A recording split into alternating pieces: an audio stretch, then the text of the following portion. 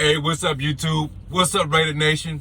Listen, man, I wanted to do this video like a minute after the game was over. Well, let me rephrase that. No, a minute after I actually watched it, because I couldn't watch the game. I had to listen to it, right? And then after the game, you know, the NFL Game Pass post the whole game. So I watched it, and after I watched it, I wanted to post this video, but I didn't want to overreact.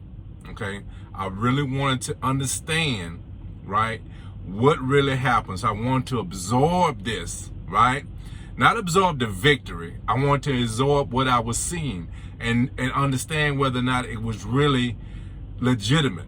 Because sometimes what you see, and when you really study it, you get a total different perspective, right? So I waited till the All-22 film came out, and I really got an understanding of what happened in this game, okay? So this is my take. This is my biggest take, all right? Now, originally, what I was gonna say, and it still holds true after I really watched the film, right? What I have been preaching was correct. This game plan was what I've been begging for. This team needed to stretch the field. This team needed to be a lot more unpredictable. And I thought that would open up the field, open up it would take the mindset of the defenders away from what's predictable, what they felt was coming, what was trending, or what was, you know, something that we were, you know, always falling back on, right? And really putting that mindset on, I'm not sure what's going to happen here. I have to defend this whole field. I can't just, you know, load guys in the box, or I can't just, you know, sit on this 12-yard route because that's what's predictable. They're predictable, you know. And under Gruden, we was extremely predictable. I'm just going to be honest with you, right? That's why I was calling for him to stop calling plays. Something had to be changed. And trust me, things change. I see the difference, okay? So, and it started the first drive. The first drive. This is the whole thing I was talking about, right? The first drive, 3rd and 2. What would have Gruden done? Okay? If he wouldn't have run the ball, which 80% of the chance, maybe 75% of the chance, he would have ran the ball. Okay? On those times when he would not have run the ball, he would have been going to either Renfro or Wallard for a little 5-6 yard route. Okay? I guarantee you that would have been the two options. Well, if you want to say Waller or Renfro, that would have been the three options. He would have ran the ball, a short route. What did we do? We went over the top. We went over the top. We went completely away from conventional way of thinking. And we used the weapons that we possess. We possess some speed burners. In Jones and Riggs, we possess a very competitive, what do you want to say, great-handed, sure-handed Edwards, okay, who runs some really good routes and is very competitive on the 50-50 balls. Extremely competitive, right? And so what we did was we used our weapons and stopped and went away from conventional way of thinking. Went over the top on 3rd and 2, 3rd and 3, whatever it was, and it paid off. And we did this consistently. We did this consistently. So this is what I was asking for. We finally got it, and I'm gonna explain something too. So I'm also gonna put Carr in this basket. And like I said in my other video, I don't know if he was doing the wishes of Gruden or this was in his head to just check down all the time. But for whatever reason, it's changed, because there were quite a few occasions when, I'll use that one play as a great example. Renfro had an out route, okay, right at the or was it an in cut? That one might have been the in cut. He had a route, he had an in cut right at the yard to gain, and he didn't go to him. He went over the top. In fact, what he did was, this is what I think he did. I think he used the film study against them. Denver's film study probably told them he's going to go underneath to Renfro in this occasion, in this situation. The safety kind of bit on it just a little bit, right? Not a lot. He didn't fully commit to it, but you could tell he hesitated just a minute. Just not a minute, but just a second. And that gave Riggs the opportunity to catch that, because at the end of the route, it looked like he was splitting the defenders. But if it wasn't for Renfro coming underneath and that safety not biting on that route, the safety would have been in position to contest that catch. But because of that hesitation, because of their film study and understand what we wanted to do, or what we trended on doing, or what what our tendencies were, right? He bit on that route just for a second. It gave us Rig, because Rig's gonna beat his man is gonna get beat. The only opportunity you have as a defender is hope that you get some safety help, because Rig's gonna beat you. I would say 95% probably of the corners of defensive backs, Riggs he's gonna beat one-on-one coverage. What you can hope for is that perhaps his route is close to the sideline, and you can use the sideline as defender, or if it's in the middle of the field, your safety gives you help. That's the way you defend Riggs. Because if you gonna just rely on your skills and your speed, Riggs gonna beat you. Okay, so the safety was late, and game over. Well, not game over, but that play was over. Riggs won. Okay, but that was a long explanation for that one play, but that one play truly, to me, shows us what we are capable of doing, and that mindset carried on through the whole game, right? That mindset, opening up that field, allowed our running game to grow. And here's another thing I've been crying for. I didn't cry for it on any videos, right? But we need to use Drake more. And these little dunks right out of the backfield, I'm not saying they're easy to cover, but that's predictable. Linebackers predict those routes, right? And so, hey man, you might get 2 or 3, maybe 4 yards on those type of routes. Maybe if Drake could make a guy miss, he might get 10 yards, but you're not going to hit a home run. You're not going to get a big play, but a real route. Or how about some choice routes, right? Where you are basically in the slot and you're coming up and you're reading defense, just like your quarterback is reading defense, and whichever way they're biting, if there's support to the inside, you break it out. If there's support on the outside, you break it in. Whatever leverage they're playing, you break it the opposite way. Okay? It's called a choice route.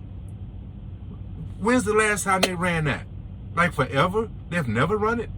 I've never seen a choice route by Drake. Watch for those routes also. But the wheel, I'm gonna get it out. That wheel route at the end of the first half was beautiful. Those the type of routes that running backs could run and take advantage of a slower or a linebacker that's less capable of coverage. They can beat those guys on those type of routes, right? Use your imagination. You have weapons all over the field. Use your imagination. And that's what Gruden was not doing. He was not doing. And I just love the game plan we went into this game with. The offensive scheme was fantastic. And whether it was because of the absence of Gruden or what, I don't care. I love it. I love it. It needs to continue. There was listen, man, I promise you, if you go back and watch this film, there was so many open opportunities. Carr chose the right ones, but trust me, man, there were other routes too. The routes that were being run, they were being run well, and they were different. They were different. So I'm glad the direction we're going. And the reason why I'm saying that is because if you think that, oh, well, we're just going to, they're going to watch film, see what we did, and defend that. There's other options. If this offense takes the mentality they took in this game and carry it over, there are other options. There are other options. So I love what I saw on the offensive side of the ball. Okay, the offensive line didn't play fantastic. They didn't. I mean, they still. And then look, these penalties, right? By Leatherwood, dude, you got to get your head on straight, dude. You got to stop these. I mean, it didn't cost us big time, but it's going to cost us big time. One of these days, it's really going to cost us, right? So that dude needs to have more discipline. But the play wasn't too bad. We had some good run blocks, right? That's starting to come together. But I guarantee you, some of that was because we opened that field.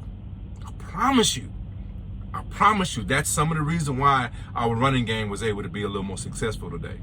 Well, not today. This is actually Wednesday. So Sunday, okay? The game I'm talking about was the Sunday's game, okay? So on defense, so one of the glaring problems I saw, I praised the guy last week and I praised him quite a few other times. Nick Robinson had some issues, okay? And it wasn't just coverage. See, I feel like a young guy like that, if he makes mistakes on coverages, right? That's something that you can either correct with scheme, you could correct with experience, correct his technique, right? It's very, very correctable, all right? He was having problems with tackling, which he hadn't had before. He's been a very sure tackler before. But for whatever reason in this game, he was not tackling well. And in my opinion, this is the way I see it, tackling is more effort. There's some technique involved in it, but it's more effort. It's a more want-to type of deal, right? And he didn't do that well. That's why he got pulled a few times, right? Now, we actually brought in someone else. We brought in Desmond Trufant, a veteran, very, very solid Pro Bowl corner. He's on the back end of his career, but still, he's still efficient. Maybe that's because of what they saw in Nick Robinson. And they want to have, another option there. Haywood, again, played a very good game. The defense played a decent game. They really did. They gave up some opportunities, but I have to also say something too. And I'm not complaining because this is my team. But we had some bad calls. There was some bad calls. And even going back to Nick Robinson, there was a touchdown that was caught on him. That was a clear push-off, but I forgot the receiver name for Denver. It was a clear push-off, and they didn't call it, right? And they allowed the touchdown. I think that should have been called. I think if we were on defense, it would have been called on us. I guarantee you that, right? But I think we had some bad calls, and that's to say this. Not, of course, it didn't cost us the game, right? But I think our defense played better than what the score indicated. That's my point about bringing that up.